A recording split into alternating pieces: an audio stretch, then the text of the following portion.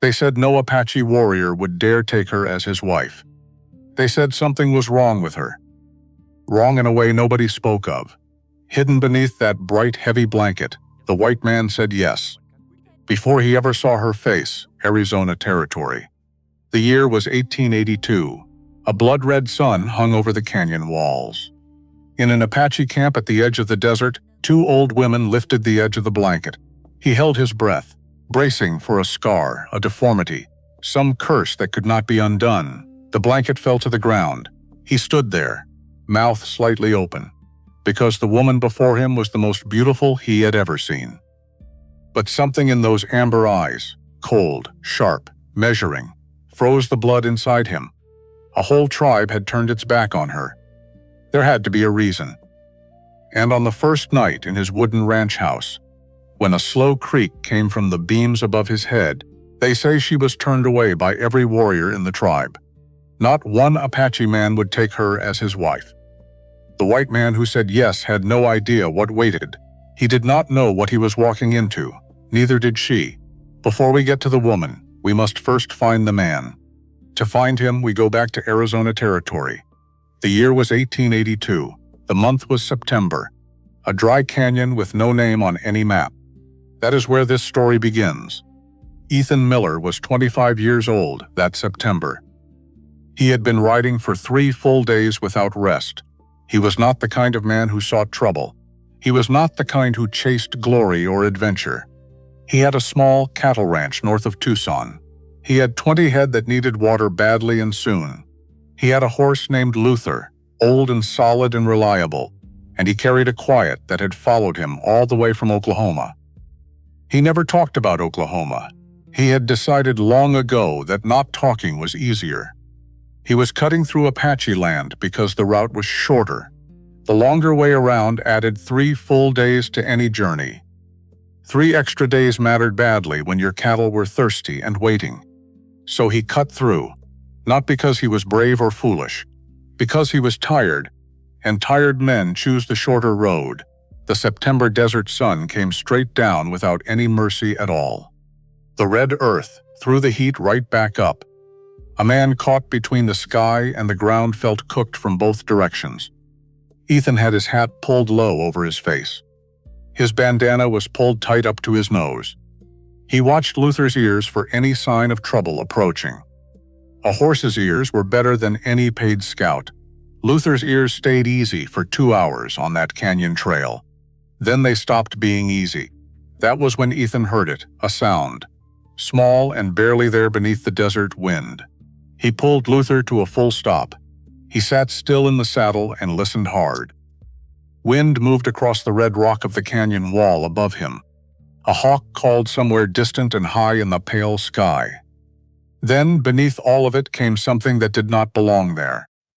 A child was crying somewhere, down inside that dry canyon. Ethan swung down from the saddle without thinking about it once. He moved toward the sound on foot, leading Luther behind him. The canyon walls were close and red on both sides. The dry wash at the bottom was cracked like old pottery left too long. Sage clung to the rock face in sparse and determined little clumps. The heat inside the canyon was worse than out on the open trail. He found her 40 feet in, pressed against a large boulder. She was perhaps 8 years old, Apache by her dress and the careful pattern of her clothing. Her lips were cracked, white and dry as old paper. Her eyes were open but not fully focused on anything real. She had been in that canyon far too long already. Another hour in that heat would have finished her for good. Ethan did not stop to calculate. He knelt beside her and pulled his canteen from his belt. "Hey," he said, keeping his voice low and soft. "I've got water." She flinched hard at his voice and pressed herself deeper into the rock. "I know," he said quietly. "I know. But you need to drink." He held the canteen out slowly, the way you offer something fragile to someone frightened. He gave her all the time she needed to look him over and decide. She had enormous dark eyes that studied him with great and patient care. Then slowly she reached out and took the canteen from his hand. He let her drink until she had enough. He tore a strip from his old bandana and wet it with the last water. He pressed the cool cloth gently to her burning forehead. Her skin was hot enough to worry any man with any sense left. He did not know whose child she was. He did not know how far she had wandered from her people. He knew only one thing with complete and certain clarity. Leaving her, there was not something his hands would allow him to do. He lifted her carefully and walked her back toward Luther. That was when the western sky turned the wrong color entirely. It came from the west like a moving wall of earth, a rolling curtain of red and brown dust 300 feet high.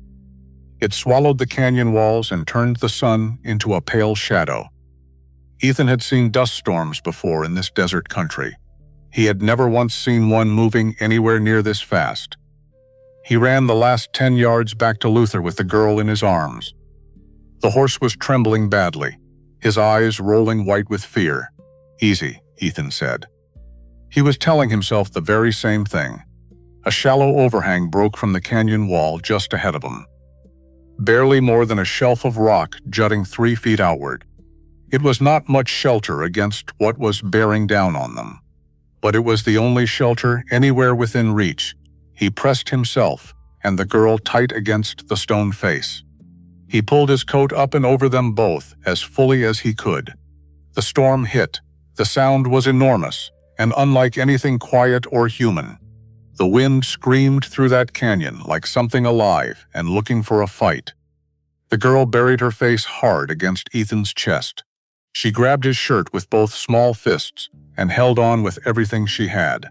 He held her back just as tight and did not let go. They stayed like that for nearly a full hour. When the storm passed, and the air went still again, everything had changed color. Fresh red dust coated every surface of the canyon around them. The air smelled like the inside of an old clay pot left in the sun. The girl pulled back slowly and looked up at his face. Her eyes had cleared considerably from the terrible state they were in before. She said something in Apache, one short sentence, soft and direct. He could not understand a single word of it. He nodded anyway. "Okay," he said, "let's get you home now." He lifted her onto Luther's back and mounted up behind her. They rode toward the thin thread of smoke visible in the far distance. Apache campfires, small against the enormous desert sky. He was thinking about his cattle and the water they needed back home. He was thinking about the fence on the north side that needed work. He was thinking about how much of the day he had now lost. He was not thinking at all about what the chief might say. He should have been thinking about exactly that. The Apache camp came to life the moment upon Ethan rode in from the east. He heard the shout first. A woman's voice, high and sharp, full of something urgent and relieved. Then people were running from every direction at once. The girl was lifted from his arms before he had fully brought Luther to a stop. He stood holding the reins while the child was carried away quickly. Women checked her over with fast and practiced hands. Children gathered at a careful distance and watched the white man without moving. Warriors stood near their horses and kept their faces very still. Nobody came near Ethan. Nobody spoke to him directly or offered anything. He stood in the middle of that camp and waited. The man who came to meet him was not especially tall, but he moved through the space around him in a particular way.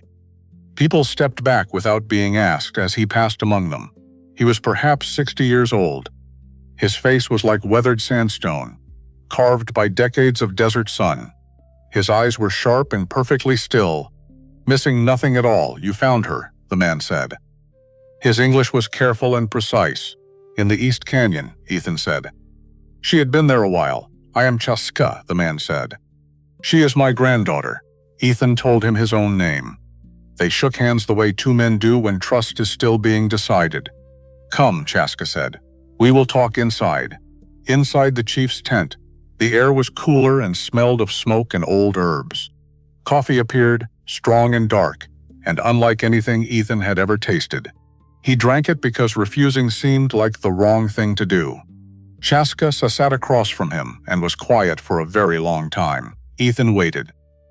He had learned that rushing a man's silence rarely leads anywhere useful.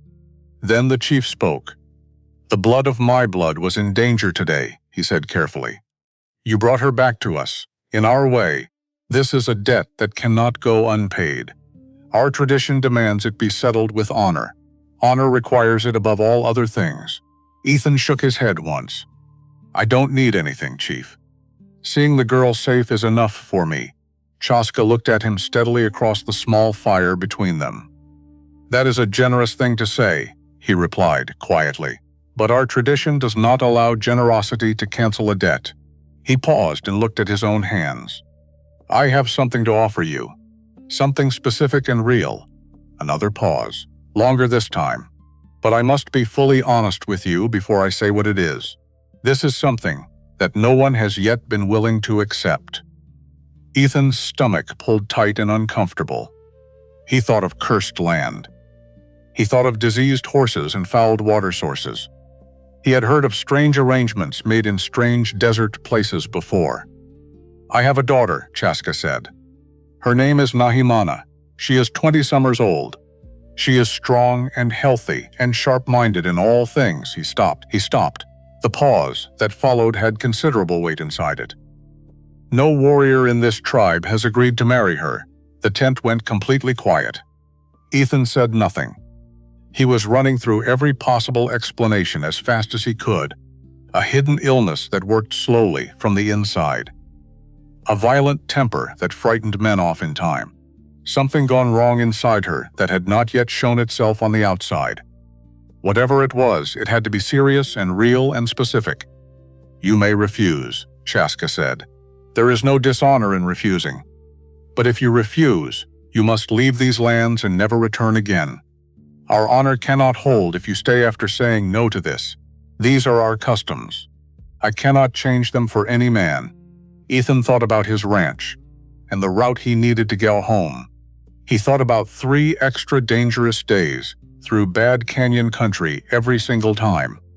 He thought about what happened to cattle left without water in an Arizona summer.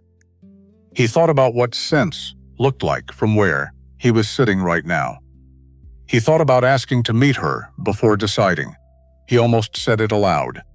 Then he looked at Chaska's face and understood. The answer was already settled. Yes or no, the chief said. Now, this moment, Ethan's heart was doing something strange and urgent in his chest. 25 years old and never married. Always telling himself there was plenty of time for that later. He kept pushing later further and further down the road. He thought of the girl in the canyon, her small fists gripping his shirt like he was the only solid thing left in the world. He thought of the route home. He said yes. Chaska called out a single order in Apache. 2 elderly women came out from a tent across the open ground. Between them walked a figure covered entirely in a bright and heavy blanket, red and yellow and deep blue all together. It covered everything from the crown of her head down to her feet. Ethan felt his legs go uncertain beneath him right then. He steadied himself hard. He told his face to stay completely neutral. He had said yes, and he was going to honor that. Whatever was under that blanket, he would deal with it straight. Scar, deformity, something worse, he could not yet imagine. He was going to stand here and not flinch. He had made a deal, and he kept his word. That was something he still had. One of the old women reached up and took the edge of the blanket. Ethan breathed in slowly. The blanket fell. He blinked, then blinked again. He had braced every muscle in his body for something terrible.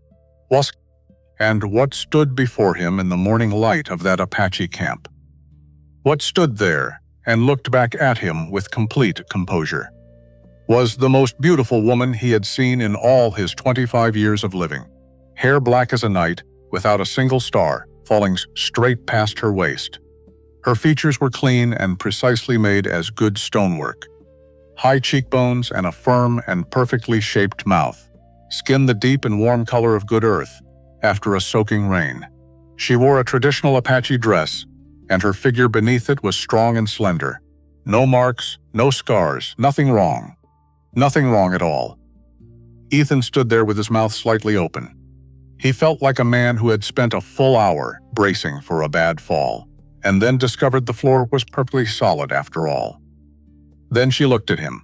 Her eyes were dark amber, almost brown, catching the desert light beautifully. They did not look at him the way a woman looks at a stranger she is meeting. They looked at him the way a person looks at a problem to be solved. Flat, patient, measuring carefully. Not afraid at all, not curious. She was simply looking at him with those extraordinary eyes, and she appeared to find him entirely unremarkable.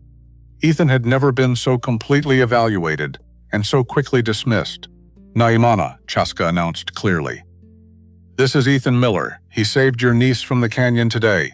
He is now your husband." Nahimana held Ethan's gaze for exactly 3 seconds. Then she looked away. The ceremony happened the following morning at first light. The sun came up red over the eastern ridge of the canyon. Chaska stood before them with a length of braided leather cord in his hands. He wrapped it once around Ethan's right wrist and Nahimana's left wrist. He spoke words in Apache that Ethan could not follow at all. His voice was low and formal and carried the weight of very old things. Then he cut the cord with a clean single stroke of his knife. He pressed the cut cord into Ethan's open palm. "Now you are one," Chaska said quietly. He looked at Ethan with those still and sharp eyes. "Take care of her. White man, she is worth more than you know." During the entire ceremony, Nahimana had not looked at Ethan once. Not when the cord was tied around their wrists. Not when the old words were spoken. Not when the cord was cut. She looked straight ahead at a point somewhere beyond all of them. When it was done, she was already walking toward the horses. She mounted in one single fluid motion that took no effort to witness, no hands on the saddle horn, no pause or hesitation of any kind. Ground to seat in one clean arc that came from a lifetime spent riding, she did not look back to check if he was following her. Ethan stood there, holding a short piece of braided leather cord. He looked at it lying in his open palm for a moment. Then he mounted Luther and followed her west into the morning. They rode for 2 hours in absolute silence. The desert moved past them without any comment. Red rock and pale scrub brush and wide open blue sky above. A hawk made long lazy circles somewhere high overhead. The trail was narrow and the dust rose under the horses' feet. Ethan watched the straight back of her head and thought hard. He tried twice to open a conversation between them. "Nahimana, I'm sorry if this isn't what you wanted at all. I'll do right by you, that I can promise you. Nothing." Her eyes stayed on the trail ahead of them. Her back was perfectly straight and entirely still. "You could at least look at me now and then. I'm not going to disappear on you. Nothing." He let it go after that. He told himself there were worse things than a quiet companion on a long trail. He told himself she would talk when she was ready. He told himself a lot of different things during that long desert ride. He did not entirely believe any of them. Then she stopped her horse without any warning at all. She was off the animal, before he had registered that she had even pulled up. She knelt in the red trail dust and pressed her flat hand to the ground. Her fingers moved across the surface with slow and deliberate precision. She read the ground the way a careful scholar reads a very difficult page. She studied the depth and angle and direction of the marks in the dust. She leaned close and examined something that only she could see clearly. 30 seconds. Maybe a few less. She stood up cleanly. She pointed west without looking at him. She mounted her horse and turned off the main trail ahead of them. She moved in a new direction without explaining a single thing. Ethan looked down the main trail stretching ahead of them. He looked at her retreating back, already moving away. He followed. An hour later, they came around a long and rocky ridge. The main trail was visible below them, bending into a narrow cut in the rock. High canyon walls rising on both sides of it. No way out once a rider was inside that cut. And on the soft ground at the entrance to the cut, Ethan saw what she had read, deep and restless marks from many horses waiting there. A camp that had been in place a long time, and left not long ago. Someone had been waiting in that cut with patience. Patient and quiet, waiting for exactly 2 riders coming from the east. Ethan stared at those marks for a long moment. Then he looked at the back of Nahimana's head, already moving on without him. He said nothing. There was nothing adequate enough to say. They reached the ranch on the evening of the third day out. The sun was going down behind the western ridge in deep layers of color. The ranch appeared below them as they came over the last low rise, a two-room house built from pine timber, gone gray with weather and time, a stable with 6 stalls and a roof that wanted attention, a barn that leaned just slightly east but had not given way yet, a corral where 4 horses stood watching them arrive with mild interest. Ethan pulled up outside the front gate. "This is your home now," he said. He said it the way a man says something he is not fully sure of yet. Nahimana did not respond. She was already studying the property with that same measuring expression. Her eyes moved across the roof line of the main house. They moved to the pitch of the barn roof and the angle of it. They moved to the condition of the corral posts and the gate hinges. She was cataloging everything in front of her without rushing. Then she dismounted and led her horse to the stable, without being told where it was. Ethan followed her in. She went through each stall, with the eyes of someone who has worked many stables. She ran her hand along each wall and checked the grain of the wood. She pressed against every hinge of every stall door and tested their hold carefully. She gathered a handful of stored hay and let it fall through her fingers. She smelled it and let it go. Then her eyes went up to the ceiling. The 2 main beams that ran the full width of the stable above them. She looked at them for a long and careful moment. Then she looked at Ethan. Then back at the beams. She shook her head slowly once. "Those beams are fine," Ethan said. "I put them in myself. 2 years back." She looked at him with an expression that was not quite pity and not quite contempt. It lived somewhere uncomfortable between those 2 things. Then she picked up her travel bag and walked out of the stable. The message was plain enough. She had warned him. What he did with that warning was his own affair entirely. Inside the house, Ethan showed her around in less than 4 minutes. There was not much to show her. 2 rooms, a kitchen that also served as the main living space, a fireplace built from riverstone, a rough-hewn table with 2 chairs, a sofa against the far wall where he slept most nights. 1 bedroom with a better mattress than the sofa. "You take the bedroom," he said. "I'll be fine out here. I've slept on this sofa plenty of nights." He kept talking after that moment. He said more words than he needed to by a considerable amount. He said he had no expectations of her at all. He said she could take all the time she needed to settle in here. He said the things that nervous men say when the silence grows too large to cross. Nahimana walked into the bedroom without looking back at him. She set her travel bag down on the floor. She closed the door behind her, not with anger, not with force of any kind. Just closed it, the way you close something you are done addressing for now. Ethan stood in the kitchen and looked at that closed door for a while. Then he sat down on the sofa and looked at the wall instead. Night came down over the desert fast, the way it always does in September. The air outside dropped 20 degrees in under an hour. Inside, the house settled and creaked softly in the cooling dark. Ethan lit 1 candle and sat with it burning low on the table. He could not sleep. He lay on the sofa and listened to everything around him, the desert insects building their long nightly chorus outside. Horses moving quietly in the stable he had built with his own hands. The occasional far-off cry of a coyote working the dark hills. His own mind going around and around on the same worn question. What was wrong with her? There had to be something specific and real. Men do not walk away from a woman like that without a deep and solid reason. She was young and strong and healthy, and extraordinarily beautiful. So what was the thing? What was the thing that every warrior in that tribe had seen and walked away from? He thought about her eyes on the trail, the 30 seconds she had spent reading the ground, the ambush they had both avoided because of what she saw in the dust. He thought about the beams she had shaken her head at in the stable. He thought about a woman that an entire tribe had looked at and refused. None of it added up to any explanation he could hold in his hands. He lay there for a long time, in the low candlelight of his own kitchen. At some point, he reached into his shirt pocket. He pulled out a small photograph that lived there permanently, creased badly from years of folding and unfolding it, a man who looked enough like him to be unmistakably family. Older, broader across the shoulders.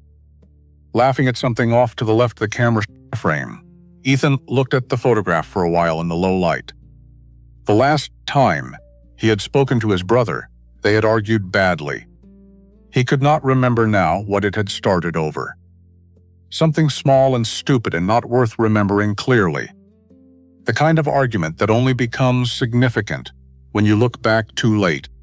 He had picked up his bag and walked out the door, the way he had always done when things got difficult and the walls closed in. His brother had called after him from the porch steps, "Ethan, don't go this time." He had gone. 3 weeks later, a letter reached him in Tucson. He read it standing at the post office counter with strangers all around him on all sides. His brother was dead. A land dispute had turned violent the way those things do out here. His brother had been there alone to defend what was theirs. Ethan had not been there. He had been 3 weeks west in Tucson, starting over somewhere new. Telling himself there was always time to sort things out later. He put the photograph away in his shirt pocket. He lay back on the sofa and looked at the ceiling of his ranch house. He thought about the name at the center of that old letter, Wade Calloway. He had not said that name out loud since the letter arrived. He did not say it now either. The candle burned down to its end. The dark settled fully and completely over the house. On the other side of the closed bedroom door, total silence. Outside, a coyote called once from the direction of the dry wash south of the barn.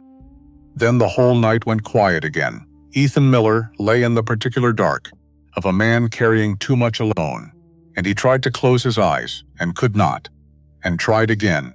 In the morning, Ethan came off the sofa to a smell he did not recognize. Something cooking over the fireplace grate, herbs and roots, and something slow-simmered and warm beneath it all. A smell foreign to that kitchen and not entirely unpleasant. He sat up and looked at the table. Breakfast was already made and laid out with care.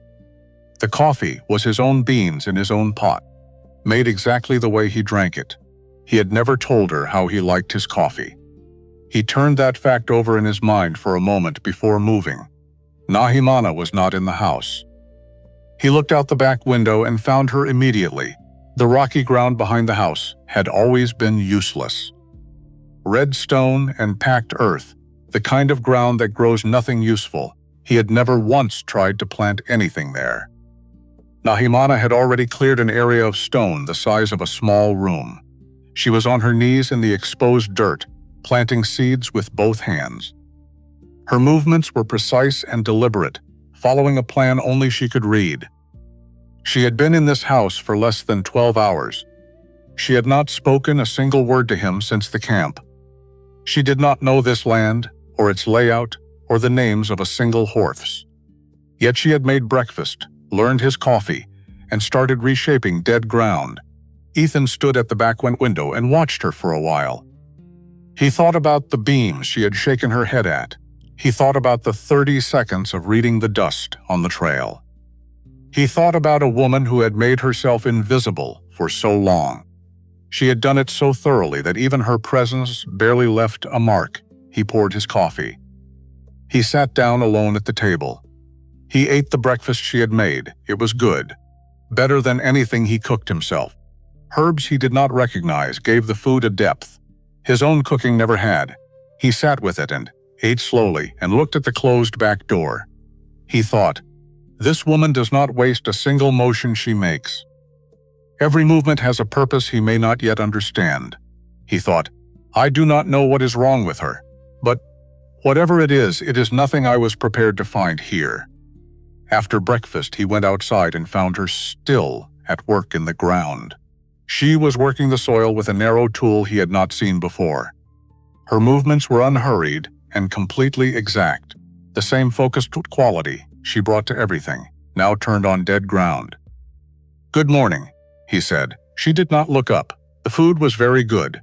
Better than anything I make myself by a long stretch. Nothing. He stood there for a moment with his coffee cup in his hand. "I'll be working the north fence today, if you need anything," he said. "Help yourself to whatever is in the house." Still nothing. He nodded to himself and went to get the fence tools. He spent the morning on the north fence under a hard September sun. The posts needed resetting, and 2 rails had broken over the past winter. Slow work done alone. He checked on her twice from a distance during the morning. Both times she was exactly where he had left her, working the ground with the same unhurried and patient focus. By noon she had cleared twice the space she had started with at dawn. By evening she had cleared nearly 4 times as much. She had worked the full day without a visible break of any kind. That evening at dinner, she sat across from him at the table. She had made the meal herself again without asking. Different from the morning, but equally careful in its preparation. He ate it and said, "Thank you." She said nothing and looked at her plate. After dinner, she cleared the dishes with quick and efficient movements. Then she went to the bedroom and closed the door, just like the night before. Ethan sat alone at the table with the last of his coffee. He looked at the closed bedroom door. He looked at the chair across from him, where she had been sitting. The chair was pushed back in exactly as it had been before dinner. No real trace left of anyone having sat there at all. He thought about what it costs a person to make themselves that invisible. He thought about doing that for years. He thought about what you become when you do it for long enough. He did not have a full answer yet. But he was beginning to understand that the question was important, more important than the one he had been asking, and larger than he had first supposed. Outside, the desert night settled over the ranch in full and quiet dark. Stars came out in numbers that only a desert sky can produce. The coyotes started up somewhere to the south. The horses were easy and quiet in the stable. Ethan Miller sat at the table he had built with his own hands. In the house he had built with his own hands. In the life he had put together alone in Arizona territory, and understood, slowly and without great comfort, that the question he was carrying, the question of what was wrong with the woman now in his bedroom, was not the right question at all. He just could not yet see clearly what the right question was. A week passed, then most of another one after it. The days found a rhythm, not the rhythm Ethan was used to living. Something different and harder to name precisely. Like a new sound being played in the same room as a familiar one. He kept waiting for it to become recognizable. It kept remaining something he could only feel, not name. She rose before the sun every single morning. He never heard her rise from sleep. She was simply already awake and gone before he opened his eyes. Breakfast appeared on the table without announcement. Coffee was always made exactly the way he drank it. The house was a little cleaner than it had been the night before. Then she was outside, always working, always moving with a purpose he had not been told. The garden behind the house grew at a rate that seemed unreasonable. Deep green leaves in 3 long rows against the red and rocky soil. Plants he did not recognize and could not name from memory. She had found some arrangement between them that made each one help the others. In ground that had never successfully grown a single useful thing before, he asked her about it once. "How are you getting things to grow back there?" She looked at him briefly, just once. "My mother," she said. 2 words. Then she went back to what she was doing without further comment. He filed that away carefully. The way she said those 2 words had a particular quality he noticed every time. Not grief exactly, and not pride exactly. Something between those 2 things that did not have a good word in his language. A door mostly closed, but not completely sealed. On the 4th morning, he woke before dawn to a sound from the stable. He pulled his boots on fast and went out with the lantern burning. He was thinking predator. Something in the corral or after his chickens in the dark. What he found instead was Nahimana. She was crouched beside Luther's left rear leg in the pale lamplight. Her fingers were working with complete and careful precision around the old horse's hoof. Luther was standing completely and utterly still. This was the horse that had thrown Ethan himself twice from the saddle, twice during attempts to examine that very hoof. The horse that went nervous and unpredictable the moment anyone touched his feet, standing still as a fence post now under Nahimana's steady hands. She had something pinched between two fingers, a thorn, dark and very fine, buried deep enough in the soft tissue that it had been completely invisible. The kind that would have worked its way further and over without help. She held it up briefly in the lantern light. Then she opened a small cloth pouch hanging from her belt. Inside was a green paste of ground herbs, with a smell like pine and something sharper beneath it. She applied it in one smooth motion. She wrapped the hoof lightly with a strip of clean cloth. She stood up. Luther turned his great head and pressed his nose against her shoulder gently. She let him do that, just for a moment. She simply allowed it. I tried to find something in that hoof a dozen times at least, Ethan said from the doorway. His voice came out quieter than he intended it to. He never let me close enough to do anything about it. Nahimana picked up her small pouch and walked past him out of the stable. She did not answer. He stood there with Luther in the lamplight and thought about what he had just seen. Either she was the most gifted person he had ever watched work in his life, or this desert land was doing something strange to his ability to judge. He was leaning hard toward the first possibility by now. The days continued their rhythm. She repaired the corral fence, using techniques he had not seen before. Posts set at angles that looked wrong and held better than anything he had built. She repaired the barn roof section that had been leaking since the spring. She did it in a single afternoon, working from the inside without a ladder. He watched her from a distance sometimes and could not always follow what she was doing, only that it worked. Only that what she touched stayed fixed. The ranch began to carry a different quality. Not larger, not newer. More settled somehow. More like a place being properly understood by someone who cared about getting it right. He tried to talk to her every day. Every day she gave him one word back. Or two. Or none at all. The cattle looked good this morning. Silence. I'll need to go into town next week for supplies. A nod. One nod. Do you need anything from town? A long pause. Then, thread, one word and nothing more. He bought the thread. He did not know what kind she wanted. He bought 3 different kinds and set all of them on the table without any comment. She looked at all 3. She took one spool. She put the other 2 back into his hand. She went to her room. He stood there holding 2 spools of the wrong thread and said nothing. He thought, "We are learning each other's language here," he thought. "It is going very slowly," he thought. "I am not sure I mind that as much as I thought I would." On the 8th day, the neighbor came to call. Tom Harker was broad and 45 years old, and carried the particular confidence of deep local roots. He rode up on his gray mare, with a carefully casual excuse for visiting. He wanted to borrow a length of chain. Ethan went to find it anyway. While Ethan was in the barn looking for the chain, Tom stood in the yard. Nahimana came around the corner of the house from the garden side. She had a handful of pulled weeds in her right hand. They saw each other at the same time, and both stopped for a moment. Tom looked at her, the way a man looks at a rumor he is confirming with his own eyes. Nahimana looked at him the way she looked at everything. Quickly, completely. Then away. When Ethan came back with the chain, Tom took it. He said, without lowering his voice enough to matter, "I heard you got yourself a wife."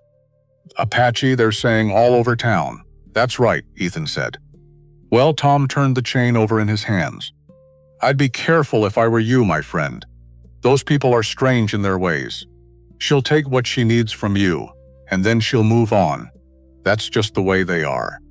Ethan felt something rise in his chest that was not patience and not calm.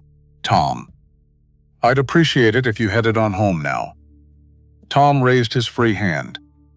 I'm just saying what folks are already saying around this county. Having one of them out here with you isn't going to make life simple.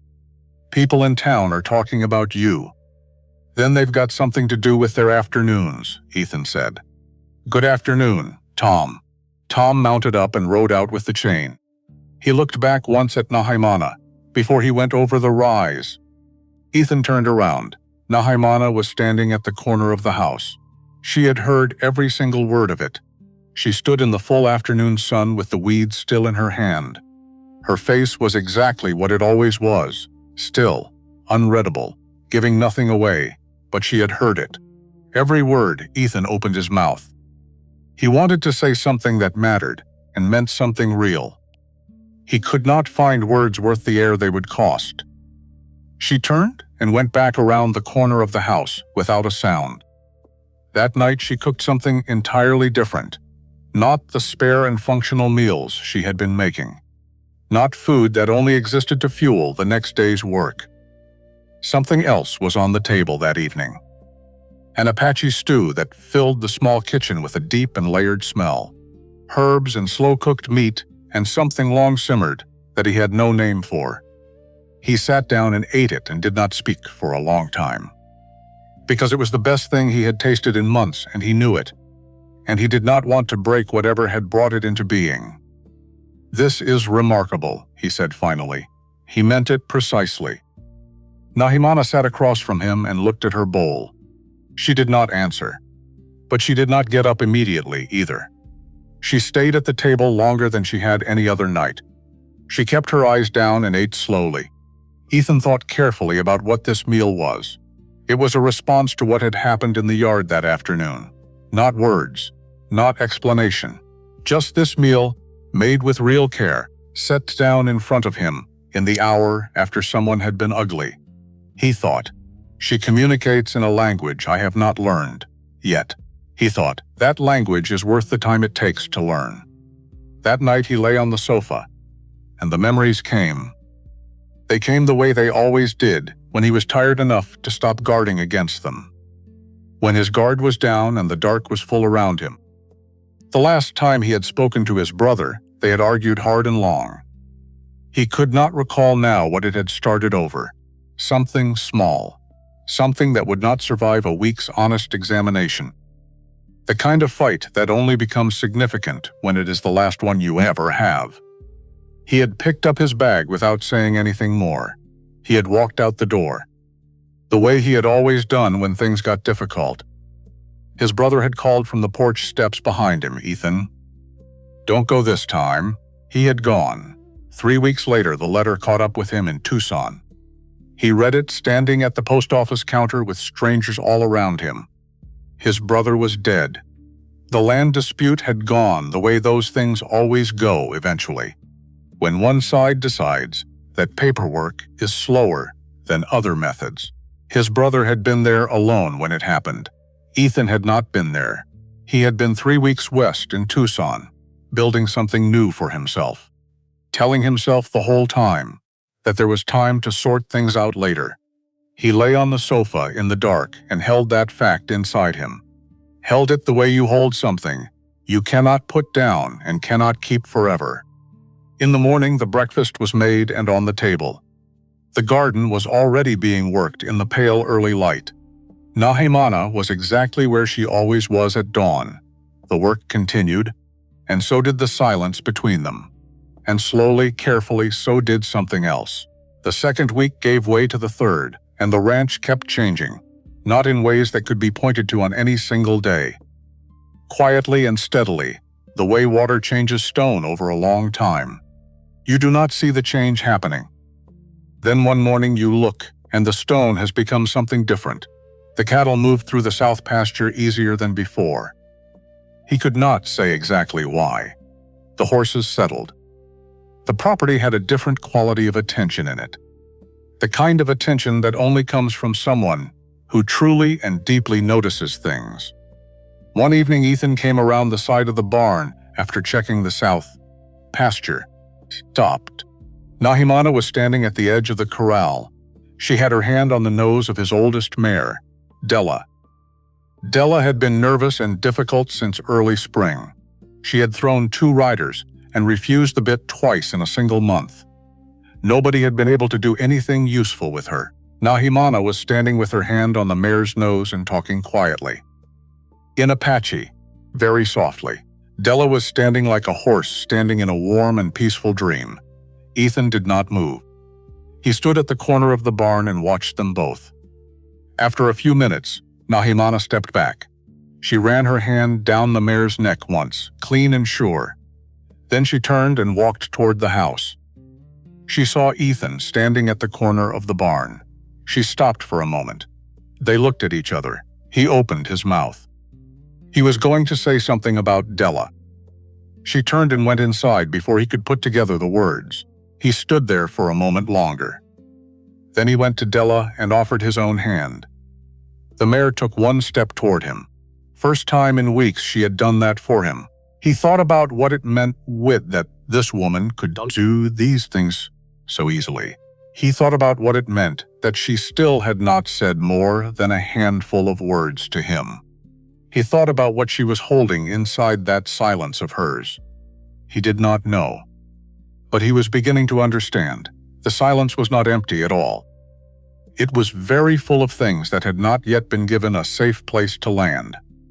That evening, for the first time, Ethan tried something different at the table. He did not try to start a conversation. He did not ask her questions she was not going to answer. He just sat down and ate what she had made. He was quiet, completely and deliberately quiet. The same quality of quiet she always brought to the table with her. Something shifted in the room, not dramatically, not with any announcement. But the silence between them became a different kind of silence. Not the silence of 2 strangers who have nothing useful to share. More like the silence of 2 people listening to the same thing together. She looked at him once, briefly, when she thought he was not watching. He caught it from the corner of his eye. He did not look back at her. He kept eating. After dinner, she did not immediately go to her room. She cleared the dishes. She boiled water for fresh coffee. She poured 2 cups. She set one in front of him. She sat back down with the other cup in her hands. He looked at the cup in front of him. He looked at her. She was looking at the tabletop. But she was still sitting there. He picked up the coffee. He drank it. She drank hers. They sat in the kitchen in the cooling evening air. 2 people saying nothing and not leaving. That was the closest they had come so far. He understood that. He did not push it further than it had come on its own. He said good night when she finally rose from the table. She paused in the doorway of the bedroom. She did not turn around. But he could see from where he sat that she had stopped walking. For 2 full seconds, she stood in that doorway without moving or speaking. Then she went inside and closed the door. He sat at the table with the 2 empty coffee cups. He thought, something is changing between us, he thought. It is changing slowly. He thought slowly is fine. He was not going anywhere. He had nowhere else he wanted to be. On the 11th night, a sound woke Ethan out of sleep. Not the normal desert sounds. Not thaw insects or the horses or the wind in the sagebrush. Something else. A creak that was specific and deliberate in its placement. The sound of weight being placed very carefully on old wood by someone who did not want to be heard. He was sitting up on the sofa before he was fully conscious of being awake. He sat still and listened to the dark house around him. The candle was out. The fire was down to orange coals. Everything seemed perfectly quiet. The kind of quiet that is not actually quiet at all. The kind that is full of something being held completely still. Then the front door handle moved slowly. Ethan was on his feet before the door opened. 3 men came inside from the dark. Dirty clothes and hard faces. The smallest one had a knife already drawn and ready. The largest one held a lantern, low at his side, and looked around the kitchen. He had the particular unhurried manner of a man who has done this before and found it simple. "Good evening," he said pleasantly. "We are not here looking for trouble tonight. We just want whatever cash money you have on hand, and a couple of your horses." Maybe some of that food that has been smelling good through the window all evening. Ethan raised both hands. I don't have much cash here on the place, he said. Take whatever you need. Just don't hurt anyone. Don't hurt anyone, the big man repeated slowly. He looked around the kitchen with unhurried interest. You live out here completely alone, friend? I heard you took yourself an Apache wife somewhere. Where is she? Gone, Ethan said. Back to her people already, liar. The second man pointed at the bedroom door. There are women's clothes in that room right there. The youngest of the three, barely past 20, with genuinely scared eyes, said, Boss, we should hurry up and shut it. The leader took one slow step toward Ethan. Where is the Apache woman? Maybe she is worth considerably more to me than your horses. The fury came up in Ethan's chest fast and hot. Don't you dare. The big man drew his own knife. Tell me where she is right now or I start finding out how much you care about your face. And then something dropped from the ceiling, not fell. Dropped. Landed between Ethan and the three men with the liquid and practiced grace of something born to that movement. Both knees bent perfectly to absorb the impact. Rose in one clean motion to full upright height, Nahimana. She had been in the roof beams the entire time. A length of rope coiled in her right hand. An Apache knife on her belt where she always wore it. The three men froze for exactly 1 full second. That 1 second was all the time she needed. The rope went out flat and fast and caught the big man's ankles hard and clean. She pulled with both hands. He went down like a felled tree, his head hitting the wooden floor with a sound that put him somewhere between this world and not. The second man yelled and came at her with his knife raised. She stepped into him instead of stepping back. She caught his knife arm at the wrist. She used his own forward momentum against him completely. She drove him hard sideways straight into the kitchen table. Wood cracked. Chairs went. He landed heavily in the wreckage of the table and did not get up quickly. The third man, the youngest one, looked at his two companions on the floor. He looked at Nahimana standing in the middle of the kitchen. She was barely breathing any harder than normal. He dropped his knife. I didn't want to come here, he said. His voice broke in the middle of the sentence. They made me. I didn't, Nahimana pointed at the front door. He ran like a man who does not plan on stopping for a long time. The leader was getting back up from the floor, blood running from his nose, hatred and something very close to real fear in his eyes now. He said a word that had no place in any decent house anywhere. Nahimana took one step toward him. Just one step. The man scrambled backward on his hands and found the door. He dragged his companion out behind him. The sound of horses going south at full speed in the dark. Then nothing. Ethan was against the kitchen wall with his heart hammering, urgently. He looked at Nahimana in the low light of the overturned lantern. For the first time that he could clearly remember, something completely real was in her face. She was checking him over for damage. I'm not hurt, he said. The words came out strange. She nodded once. Then Ethan reached into the inside pocket of his vest automatically. Old habit after any kind of trouble. He sorted through the big man's dropped coin purse quickly. $2 in mixed coin. And then his hand stopped completely. A coin. Old, worn smooth by years of handling. He held it up close to the lantern. On the face of it, the stamped eagle design of a Kiowa County, Oklahoma coin. The kind not in general circulation for 8 full years. The kind that only ever moved through a handful of specific counties. The kind that had lived in a ceramic pot on his father's kitchen shelf his whole childhood. Ethan closed his fist around it slowly.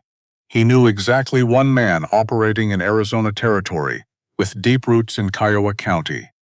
He had not let himself say that name out loud since the letter arrived from Oklahoma. He said it now, very quietly, to no one in particular, just the name, Wade Calloway. They sat at the kitchen table. After the men were gone, both of them, 2 cups of coffee between them. The broken furniture pushed against the far wall, the night outside the windows completely and utterly still. Ethan looked at the coin lying on the table between them. He looked at the woman sitting across from him. "You were in the beams," he said. "You knew something was wrong before I woke up." She looked at her coffee and said nothing. "Nahimana," he said her name with care. "You are a warrior." She looked up at him for a moment. Then down at her cup again. "That," she said, very quietly, "is why no one wanted me." He held those words. He sat with them until the shape of them became clearer.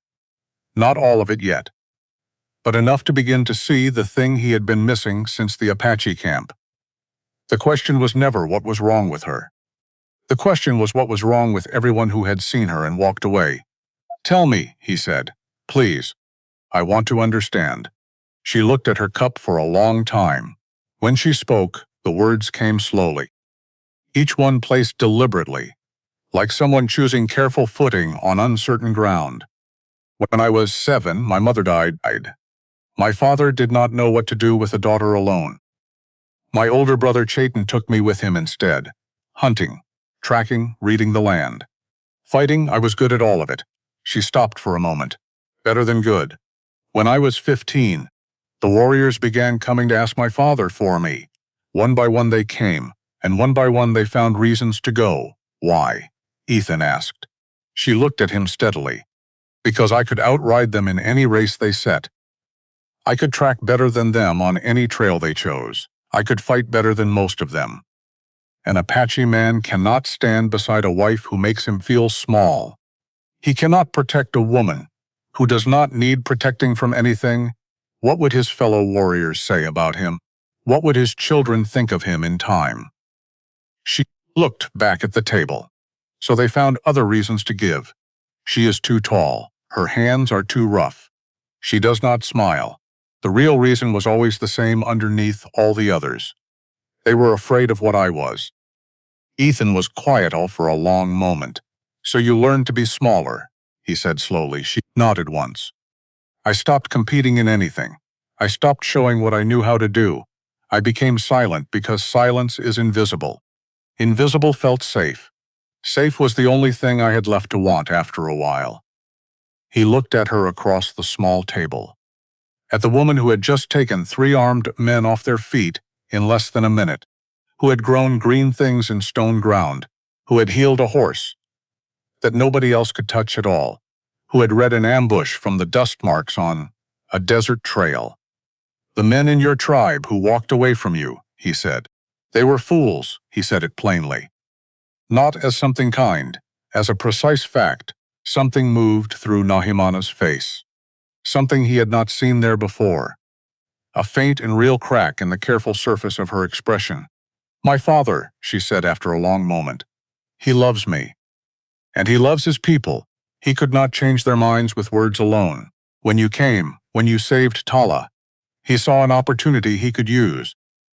A white man would not know my reputation here, would not carry the same fixed expectations." She looked at her hands lying flat on the table. "He used us both. We both gained something from the arrangement. We both lost something from it too. That is how it went between us all." Ethan leaned back in his chair. He looked at the ceiling of the small kitchen. He thought about the ceremony at dawn. He thought about the blanket falling in the Apache camp. He thought about the look on her face. She'd said no one had ever wanted her. The way her voice had stayed level when she said that. The way a voice goes level when something has been said so many times inside that the pain has gone smooth. "Nahimana," he said. He waited until she looked at him. "The men who walked away from you were fools. I said it once already. I'll say it again, because it is the most simply true thing I have said in a long time." She looked at him across the table in the low lamplight. Long and still and measuring. Then she reached across. She placed her hand on top of his. Her palm was rough from work and warm from the coffee cup. She left it there for 3 seconds exactly. Then she drew it back to her side. "Thank you," she said. 2 words. The same 2 words she had said to him once before, in the early days. But they meant something entirely different now. Outside the kitchen window, the first pale gray of morning was just beginning. They had been sitting there the whole night without either of them noticing. Ethan looked at the window. He looked at the woman across from him. He thought, I do not know exactly what comes next for us. He thought, I am not in as much of a hurry to know as I was before. The coffee was cold. The lamp was nearly out. The day was beginning to show itself outside. Neither of them moved to leave the table. 3 more weeks passed after that night. The ranch kept changing. Not all at once, not dramatically, or all in any single day. Quietly and steadily, the way water does its work on stone over years. You do not see it happening day by day. Then one morning you look, and the stone is entirely different. The garden behind the house was producing things that had no business being there. Deep green rows of leaves getting thicker every week. Plants that no one in that county had ever named. She had found the right spacing and the right arrangement between plants. Things that made each one help the ones beside it. And the red earth behind that gray ranch house had gone green. The mare Della moved easy and sound in the corral every morning. The fences she had touched did not fail. The barn roof no longer leaked when the afternoon rains came through. The stable ceiling now had new beams put in exactly right. She had done the beam work at night while Ethan slept. He came out one morning, looked up at the ceiling, and understood. She had not wanted to be watched doing it. Word began reaching Tucson about the Miller Ranch, not the dark word Tom Harker had been spreading in the early days. Different word. The kind that travels because it is too interesting to keep to yourself. They said, the Miller woman grew things in dead soil. They said she could heal horses no one else could handle. They said the ranch had not had a fence fail since she arrived. One afternoon a woman came to the ranch on a small buckboard. She was perhaps 65 years old, broad-shouldered and gray-haired, with the weathered look of someone long settled. She introduced herself as Sarah Jenkins, from the neighboring property to the east. She had a young boy with her, perhaps 6 years old, bundled in a blanket. The child's face was flushed, deep red, and his breathing was labored and shallow. I heard about your wife, Sarah said to Ethan without any preamble. I don't care at all what anyone says about where she comes from. My grandson has had fever for 4 days running. The doctor in Tucson said, he can't do anything more for the boy. I need someone who knows about fever. Ethan looked at the woman and at the child in her arms. Come inside, he said. He found Nahimana in the garden. He did not explain at length. He told her there was a sick child in the house. She came inside without a single word. She looked at the boy for perhaps 30 seconds without touching him yet. She looked at him the way she looked at everything that mattered. With complete and focused attention, missing nothing. Then she went to her room and came back with 2 small cloth pouches. She worked at the table for nearly a full hour. She mixed things from the pouches with clean water heated over the fire. She applied a compress to the boy's forehead and to the sides of his neck. She had the child drink something in 3 small amounts, spaced apart carefully. Her movements were practiced and unhurried and exactly right, not rushed, not hesitant. They were the movements of someone who had done this many times before. Sarah sat nearby and watched everything with careful eyes. At one point, the old woman leaned forward and looked closely at Nahimana's hands. She watched the particular way those hands moved over the child's small body. She went very still. Her expression had shifted from anxious to something harder to name. Ethan noticed it from where he stood in the doorway. He said nothing. The boy fell into real sleep within the hour. The kind of sleep that means the fever is breaking through. Sarah pressed her hand to the child's forehead and felt the heat dropping. She sat back in her chair and let out a long and shaking breath. Then she looked directly at Nahimana. I need to ask you something, she said slowly. You don't have to answer if you choose not to. About a year ago, October, my son James had typhoid fever very badly. The doctor gave up on him the same way. And then one morning before sunrise, someone came. An Apache woman. She left medicine and was gone before anyone could speak to her. James survived. She stopped talking. Nahimana had gone completely still beside the table, I never saw her face clearly, Sarah continued. But I remember the way her hands moved over him. She looked at Nahimana's hands, now quiet in her lap. I have been thinking about those hands for an entire year. The kitchen went very quiet around all of them. Nahimana did not confirm what Sarah was saying. She did not deny it either. She looked at Sarah with her direct and steady gaze. Sarah looked back at her, and both women understood something that did not require words to become true. Sarah began to cry quietly. It was controlled and careful crying, the kind that comes from relief going somewhere it has been stored too long. She did not speak for a moment. Then she said, "Thank you." Nahimana looked at her for a long moment. Then she nodded once, simple and complete. Ethan stood in the doorway and watched. He watched Nahimana accept that gratitude, not easily. He could see it cost her something to receive it. She was not practiced at being seen clearly by anyone, but she did not look away from Sarah's eyes. He thought, she has been doing this kind of thing for a long time. She has been doing it before dawn and disappearing, before anyone could see her face. He thought about what that says about a person. Not what is broken in them, what has been done to them over a long time. 3 days later, a buckboard came up the road that Ethan did not recognize. 2 men inside it, dressed well for the territory by any standard. Good coats, good boots, good horses. The man in front had gray hair worn clean, and a posture built from decades of certainty. He was not the kind of man who knocked gently on any door he approached. He was the kind who arrived and expected the world to arrange itself accordingly. He climbed down from the buckboard. He looked at the ranch the way a man looks at a property he is considering purchasing. Not at the house itself, at the land, at the layout, at what might lie below the surface. "Ethan Miller," he said. "That's me. My name is Wade Calloway. I'd like a few minutes of your time if you can spare them." There it was, said as simply as a bill of sale read aloud. The name that had lived in the back of Ethan's mind since the letter from Oklahoma, since the coin in the outlaw's pocket, since his brother's voice saying, "Don't go this time." Wade Calloway was standing at the gate of his property, in a good coat on a Tuesday. Ethan looked at him. He did not extend his hand. "I know who you are," Ethan said. Calloway's hand came down smoothly without any visible reaction, as if the refusal of a handshake had simply not occurred at all. "Then you know I'm a fair and careful businessman," he said. "I'm prepared to offer you considerably more than the assessed value of this land. Enough to start fresh, somewhere better suited to what you're trying to build here.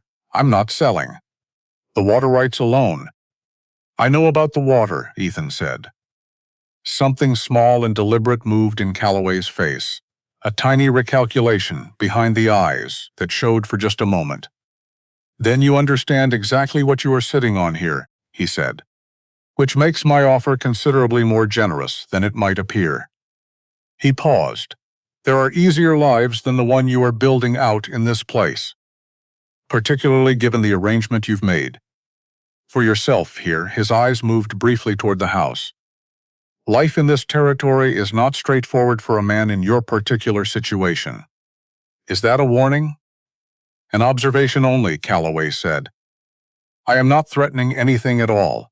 I'm simply noting that certain choices make a man's path harder than it has to be. I am offering you a way to simplify things considerably." Ethan opened his mouth to answer him. He did not get to use it. The side door of the house opened. Nahimana walked out. She came and stood beside Ethan. Not behind him, not at any angle from him. Directly beside him, shoulder close to his shoulder. Facing Calloway, with the same calm and measuring expression, she turned on everything. No weapon visible. No display of any kind at all. Just a woman standing in her own yard, looking at a problem. Calloway looked at her. She looked back at him. Something in his practiced composure bent very slightly under that look. "Not much. Just enough to notice if you were watching carefully. This land is not for sale," she said. Her voice was quiet and completely without heat of any kind. "The water beneath it is not for sale either. The deed was filed legally and correctly, and you already know it. You have checked it yourself. She held his gaze without any effort at all. Whatever happened in Oklahoma, that was one man alone with no one beside him. This is different from that. Calloway was quiet for a moment. It doesn't have to be complicated, he said finally. His voice had lost a small but noticeable shade of its earlier warmth. It is not complicated, she said. The answer is no. Calloway looked at them both for a long and careful moment. The look of a man doing quiet arithmetic. Then he adjusted his coat and turned back toward the buckboard. He climbed up and took the reins. He looked back once before moving the horses south. He did not say anything more. But the way he left, calm and patient and entirely unhurried, was worse than anger would have been. It was the look of a man who considers this a delay, not an ending. They watched the buckboard disappear over the low rise to the south. Ethan let out a long and slow breath.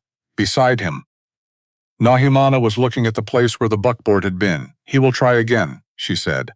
I know. Not with talk next time. I know that too. She was quiet for a moment. Then she turned to the house without hurrying. We need to talk to my father. That evening, Nahimana built a small fire in the yard. She did not ask Ethan to join her. But she did not turn away when he came and sat nearby on the porch step. The fire was small and low, more for thinking than for warmth. She sat close to it and looked south, toward the Apache lands lying in the dark. She was quiet for a long time. Ethan sat on the step and did not fill the silence. He had learned that her silences were working silences, things being decided inside them. Talking over them would not help anything. After a while she said, without turning toward him, You said the coin was from Kiowa County. Yes. Your brother's county. Yes. Calloway took your brother's land. He arranged it, Ethan said. He doesn't do those things directly himself. She was quiet again. In my people's way, she said after a while, when a man steals from a family, the debt does not end.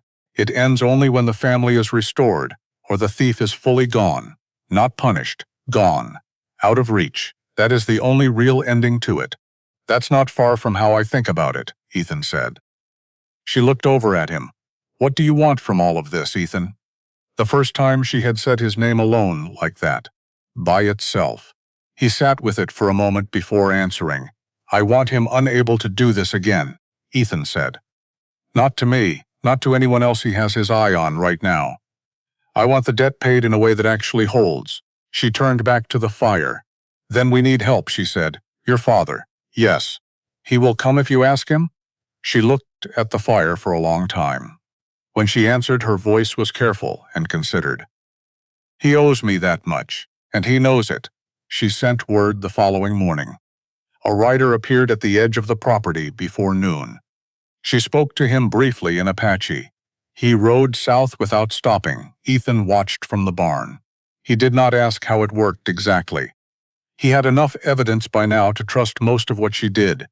2 mornings later, Nahimana appeared in the barn doorway. Riders coming, she said. From the west, he came out and stood beside her. The afternoon light was turning the red rock of the western ridge the color of burning coal. Silhouettes appeared along the top of the ridge. Not 2 or 3 riders. 12. Moving down toward the war ranch in a single deliberate line. The kind of line that has real purpose in it. At the front rode Chaska on his gray horse. Beside him rode Chayton. Behind them, on a spotted horse moving carefully, rode an old man Ethan had not seen before. Very old. Moving with the careful economy of someone who has learned exactly what each motion costs. He would learn the old man's name later. Makia. He would learn what Makia had witnessed once, very long ago. He did not know any of that yet. He only knew that what was coming down off that ridge felt significant. The way you feel weather coming before it actually arrives. Ready? He said to Nahimana. She was looking at her father riding down the slope toward her. Her father who had bound her wrists to a stranger's wrists at dawn. Her father who had loved her and still could not protect her. I have been ready, she said quietly, for a very long time. The Apache riders came down off the ridge in the long red afternoon light. Ethan stood at the gate with his rifle on his shoulder, not raised. But there, because it seemed right to be holding something, Nahimana stood beside him, her arms at her sides, her face calm. She did not reach for her knife. Chaska pulled up 20 feet out. He looked at his daughter for a long moment before he looked at Ethan. Then he looked at the ranch, at the green garden behind it, at the repaired fences, at the smoke from the chimney, at the quality of a place being genuinely understood by someone who cares. He dismounted. "Father," Nahimana said, "Daughter." He walked toward her and hopped 2 steps short. He looked at her face the way a man looks at something he is worried about from far away, trying to read it now that it is close enough to read honestly. "The stories that reached us," he said. "An Apache healer working in the white man's county. A woman guarding her home like a warrior." He paused. "I needed to see it for myself, and what do you see?" He was quiet for a moment. "I see you standing in your own yard," he said finally. Without apology, something shifted in Nahimana's posture, barely visible. But Ethan caught it. A millimeter of something held very tight, beginning to release. Chaitin came forward and gripped his sister's arm in greeting. Then he turned and looked at Ethan with direct and assessing eyes. "You have kept her safe," he said. Ethan almost said she had kept them both safe, which was the accurate account. He said instead, "We have kept each other. That's the truth of it." Chaitin held his gaze for a moment. Then he nodded. The nod of a man granting something he has thought about carefully. They gathered inside the house.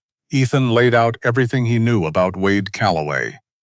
The land in Oklahoma, and what Calloway did there. The coin from Kiowa County. Both visits to the ranch and what was said. The underground water source, and what it was worth to a man like Calloway. The kind of man who moved through territories, buying what lay under other people's lives. Chaska listened without interrupting at any point. When Ethan finished, Chaska said, "This man has done this before." "Yes. He will do it again in other places after this. Unless something changes that makes it harder," Ethan said. Chaska looked at his daughter. "What do you propose?" Chaitin spoke. "The Apache people and this ranch share the same water source beneath the ground. What threatens one threatens both of us. Calloway cannot take what belongs to 2 separate parties at once. Not without making enemies of both parties." I simultaneously, he looked at Ethan. "Alone, you are one man on one piece of land. Together, this becomes something with a different kind of weight to it. A line he cannot cross without starting something larger than any land deal." "Yeah," Ethan said. "Exactly that." They talked for another full hour. Practical and careful work. Who would be where and when? How word would travel fast if Calloway moved again.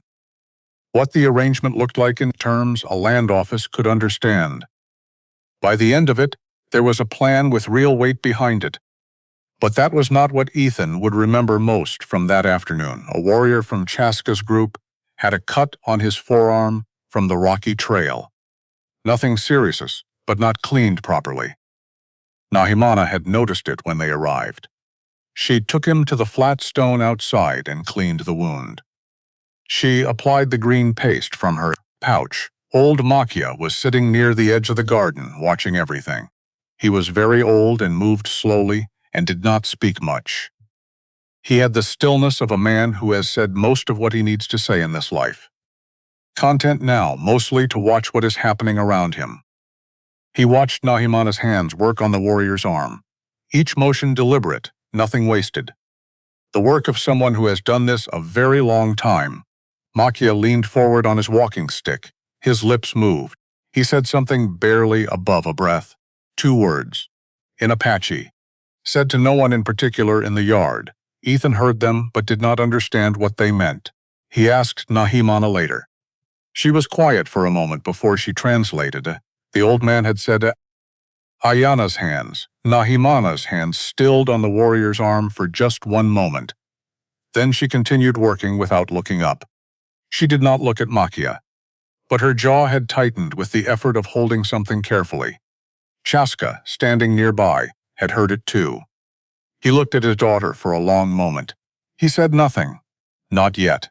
Later that evening, Chaitan found Ethan near the corral. The warrior was checking the hooves of his horse, the automatic care of a man who has traveled hard distances. They stood together in the quiet that builds between men who are learning each other. After a while, Chaitan said, "Calloway is not finished with you. I know. He will try something before he leaves for good. Something that costs you, even if he cannot take everything." He set the horse's hoof down and straightened. "A man like that does not lose with any grace at all. What do you think he'll do? What men like that do when talking fails them. Something indirect. Something to show you the length of his reach from a distance. The water is what he wants. He may try to damage what he cannot take from you." Ethan nodded. He had been thinking the same thing. Chaitan looked at him directly. "My sister said you stood in the yard and did not step back when he came. She stood beside me. She said that too." Something in Chaitan's expression moved. Not quite a smile, but very near one. "She has not had someone stand beside her in a very long time." He turned back to the horse. "Do not stop doing that." Ethan looked toward the house. Lamplight in the kitchen window. The shape of Nahimana moving inside it. "I don't plan to," he said. That evening, Nahimana built her small fire in the yard again. Ethan sat nearby on the step and did not fill the silence. He let the quiet settle around them. He looked at the stars coming out above the desert in their numbers. After a while, she said, "Calloway mentioned Oklahoma. He used the name of your county. You went very still when he said it." "Yes. Tell me about your brother," she said. He looked at the coals. "We argued the last time we spoke," he said. "I picked up my bag and walked out. The way I always did when things got difficult." He called after me from the porch. He stopped. "Don't go this time." That's what he said. I went, paused. 3 weeks later, a letter reached me in Tucson. Calloway's arrangement had gone the way those things go. My brother was there alone to defend the land. I was not there. Nahimana was quiet. After a moment, she said, "My mother had people like that too. People who wanted what she carried, but could not take it with any deed or legal paper, so they took it a different way." He looked at her. "Tell me about your mother," he said. She watched the fire for a moment. "Her name was Ayanna," she said. She said it the way a word is said that has not been said aloud in a long time. She was a healer, the best the tribe had known in many years. She understood plants and medicine, that the men who called themselves healers did not know, and would not admit they did not know. She stopped. They called her dangerous. They called what she did other names that were not true. They could not take away her ability, so they took away her name. "What do you mean?" Ethan said quietly. "When she died, the council decided she should not be remembered or spoken of. My father agreed, because he was chief and the council was against him. There are things even a chief cannot fight alone against." She looked at the fire. "So I grew up knowing my mother's hands and my mother knowledged, and not being allowed to say where either of them came from. The fire was very low. The stars above them were enormous."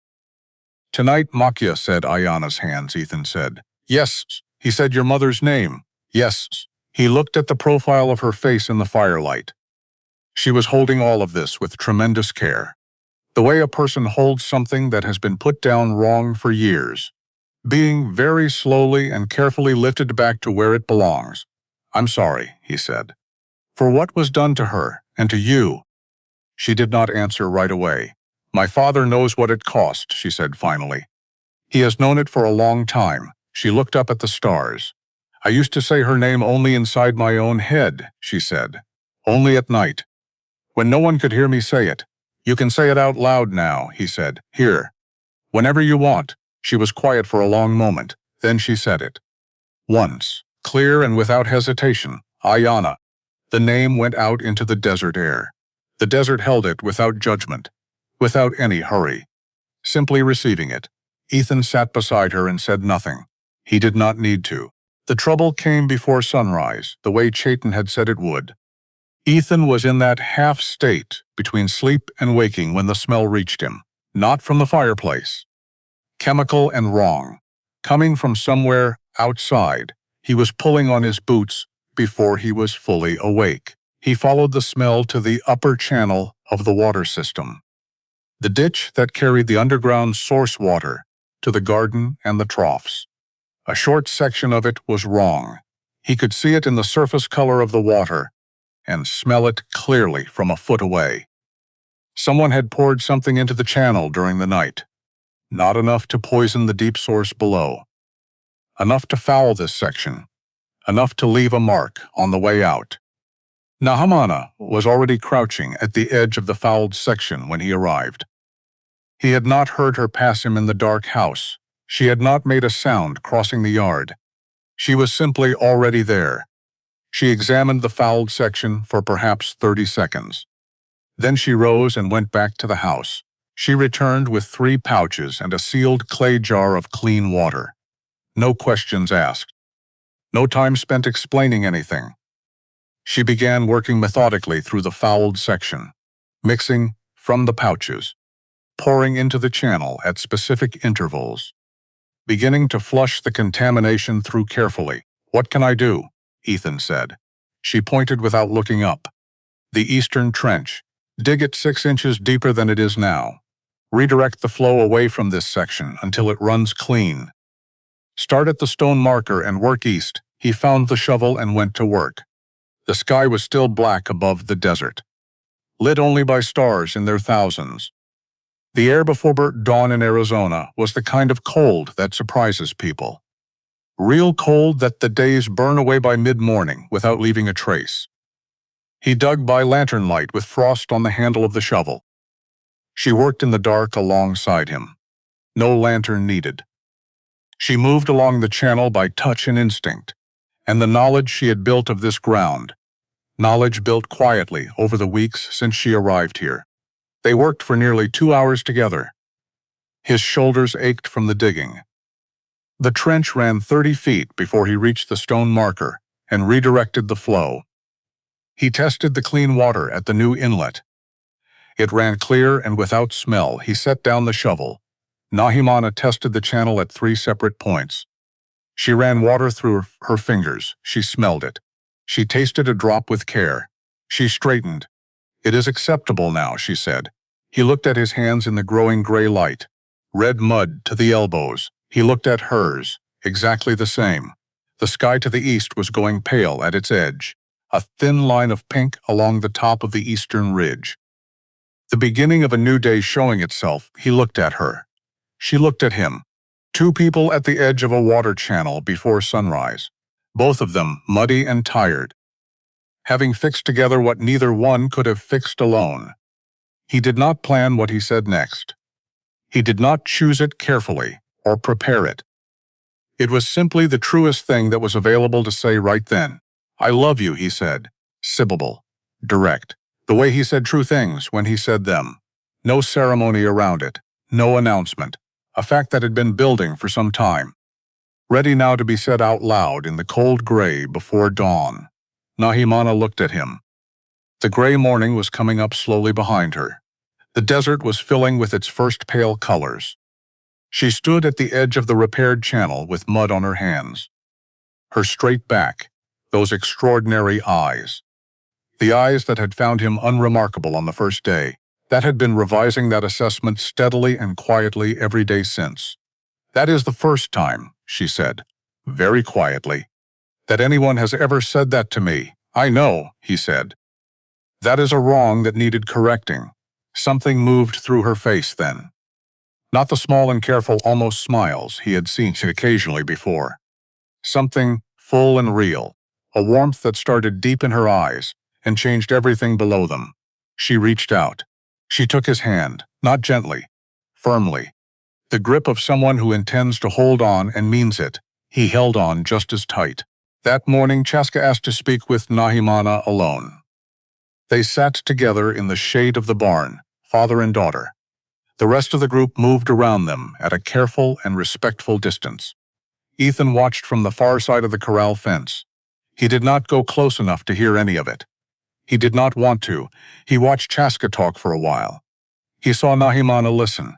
He saw her answer once, with something carefully considered. Then he saw Chaska do something he had not expected. The old chief bowed his head.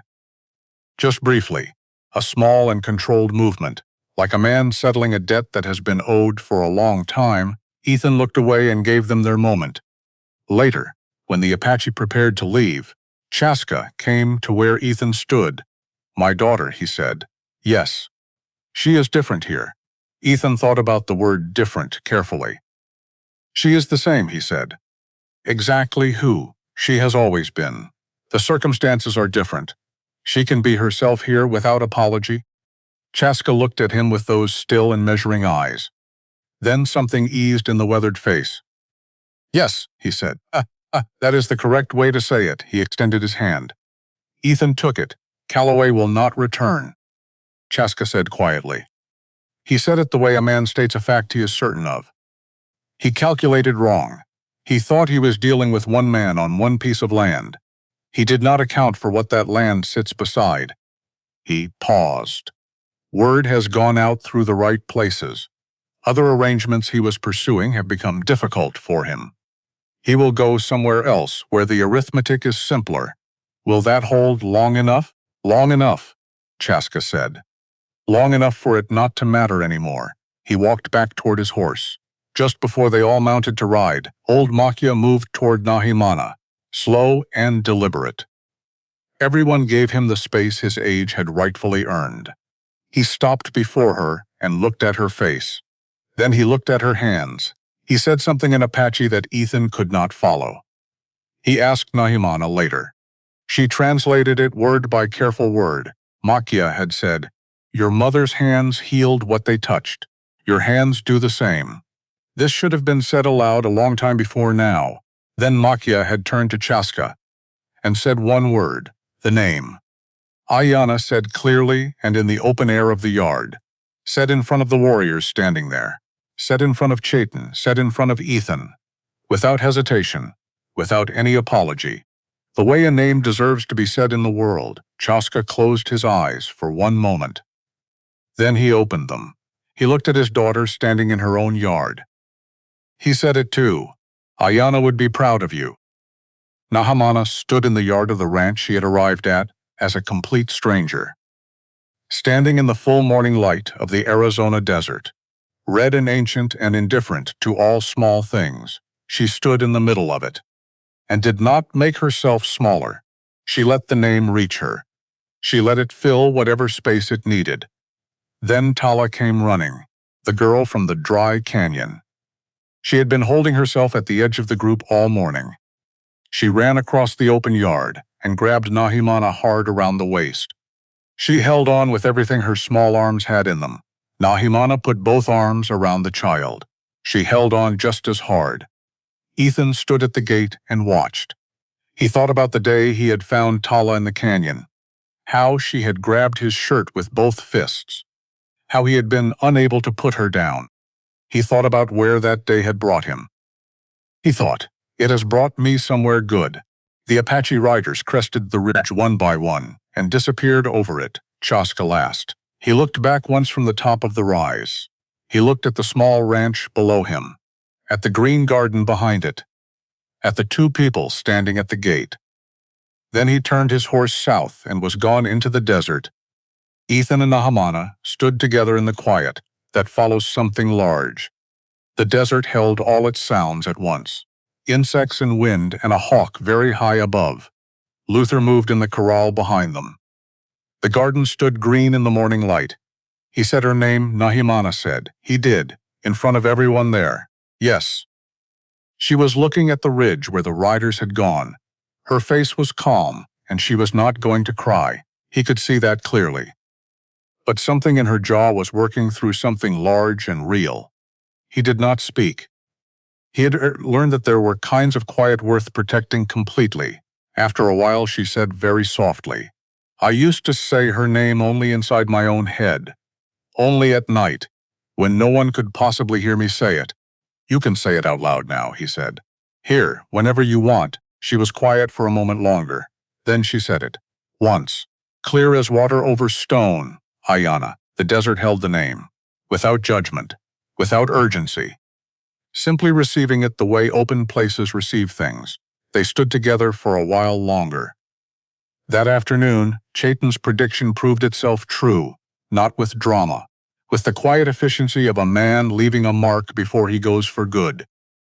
A section of the water channel smelled wrong when Nahimana checked it. A small amount of fouling.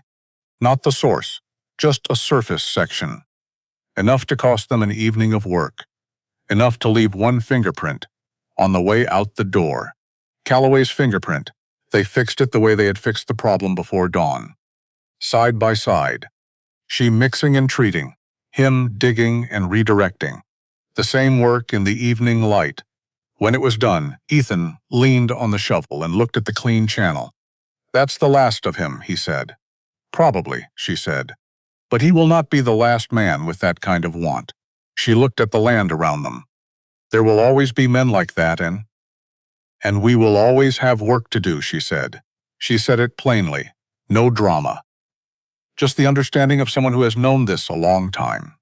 He looked at her in the evening light. Red and long. Across the desert, lighting her face from the west. Nahimana. She looked at him. "I know I said yes to your father's offer because the route home was shorter," he said. "I want you to know that is not what holds me here." She waited. "You do," he said. "Everything you are. Everything I have watched you do. Everything I have not yet seen." He paused. "I would have found longer routes. Every longer route in the territory. If it meant not being here with you." She looked at him for a long moment. Then she turned and picked up her tools and walked toward the house just before she reached porch steps, she stopped.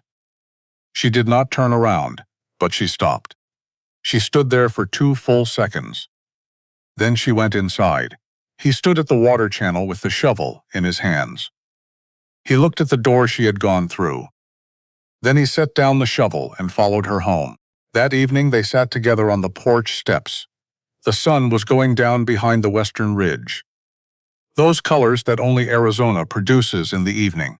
Deep red and layered orange, and a purple that begins where the orange stops. Colors that do not have proper names in any language he knew. Nahimana had her hands in her lap. He was close enough that their shoulders were touching. "You said it this morning," she said. "Before the sun came up, while we were both covered in mud, I did. It was not a particularly good moment," she said. "No," he agreed. "It was not." She thought about this for a moment. "It was the right moment," she said. "I thought so." She turned and looked at him. The expression he had learned. The one where the calculation behind her eyes is running its final numbers. "Where something is being decided, I do not say things I do not mean," she said. "I know that. So when I say something to you, you can be certain it is true. I know that too." She held his gaze. "I love you," she's straightforward, unadorned. The way she said every true thing in her life. No ceremony around it. No hesitation. "I have loved you since the night in the kitchen," she said. "When you sat down and listened to all of it, and did not flinch, and said the men who walked away were fools." She paused. "No one had ever said that to me before that night." He looked out at the desert, at the long evening light lying across the red rock, at the garden she had grown from nothing at all, at the fences that had not failed since her hands had touched them. "We made a bad start," he said. "Yes, considering how it is now," she almost smiled. "Yes, I'd do it the same way again," he said. "Every part of it." She was quiet for a while. She looked at the sky darkening in the east. She looked at the first star appearing. "So would I," she said. They sat on those steps for a long time after that. The desert filled with its evening sounds around them. Insects and wind and the first coyotes starting up somewhere south. The horses moved in the corral. The garden stood in the last of the light. After a while she said, "I was afraid of this." "Of what of this?" She gestured at the space between them. Small motion, precise. "Of someone seeing me clearly and still staying. I did not know what to do with that." "And now?" he asked. She looked at him. "I am learning," she said. He nodded. They sat. The stars came out over the desert in their full numbers. The kind of night sky that makes a person feel both small and held at once. After a long quiet, she said it again, not explaining, not answering anything. Just practicing. Ayana, into the night air, into the wide desert, into the world. He sat beside her and listened. He thought, this is what the right question sounds like. Not what is wrong with her, not what needs fixing, or explaining, or excusing.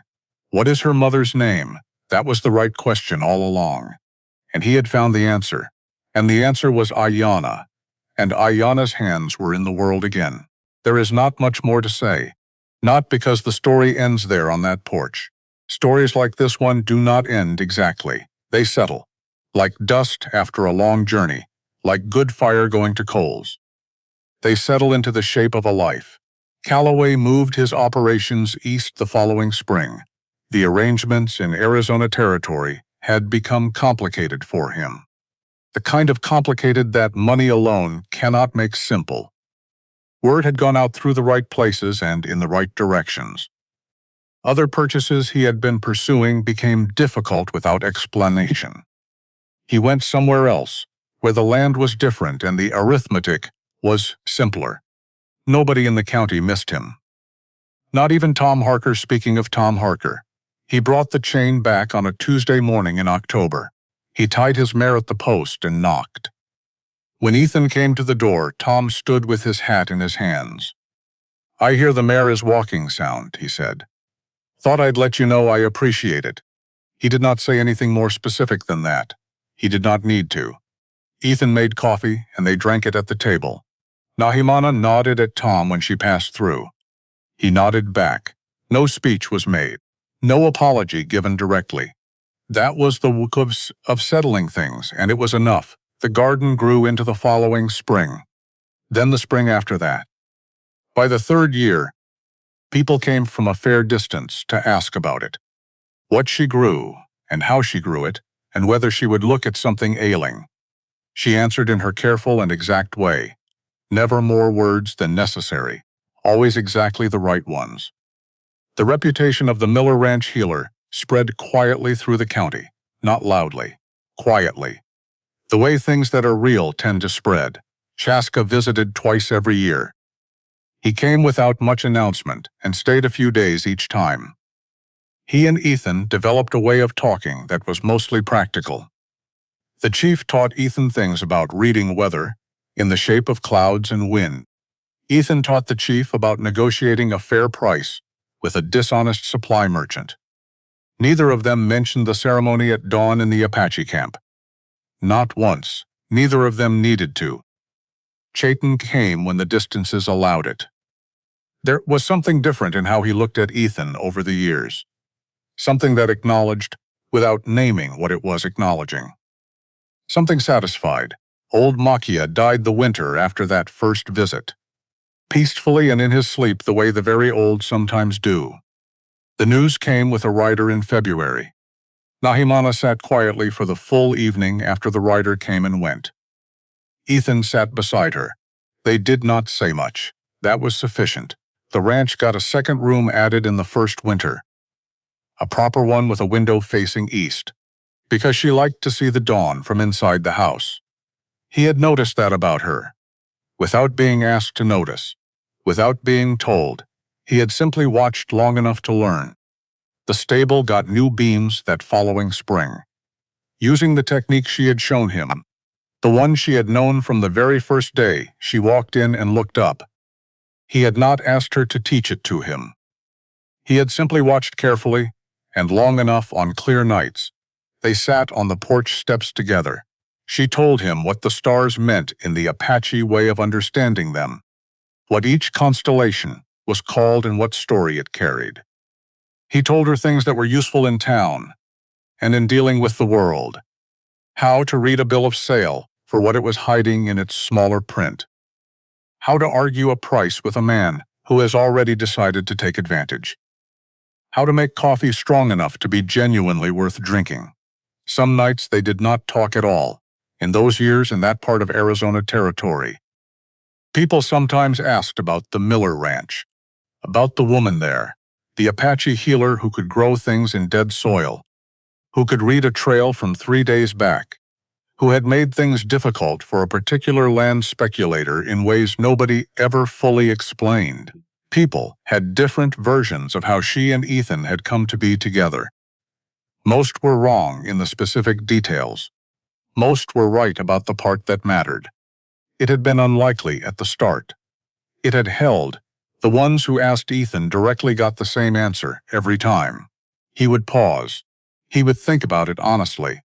Then he would say it the way a man says a thing he has turned over long enough to know the true shape of it. "She saved my life," he would say. More than once, in more than one way. Then he would go back to what he was doing, which was usually something she had already started. There is one more thing worth saying. In those early days, Ethan had carried a question with him everywhere he went. What is wrong with her? He ran it over and over. He turned it in his hands. He could not put it down. The answer was nothing. Nothing was wrong with her. Nothing had ever been wrong with her. What was wrong was always somewhere else, in the men who had walked away, in the tradition that had silenced a healer's name, in a world that had not yet learned to hold what she was. That world did not change in any large or sudden way. It does not do that. But in one small ranch in Arizona territory, on the edge of the desert and the edge of two different worlds, something different happened. Two people looked at each other across a rough-hewn kitchen table and kept looking. And what they found was worth the looking.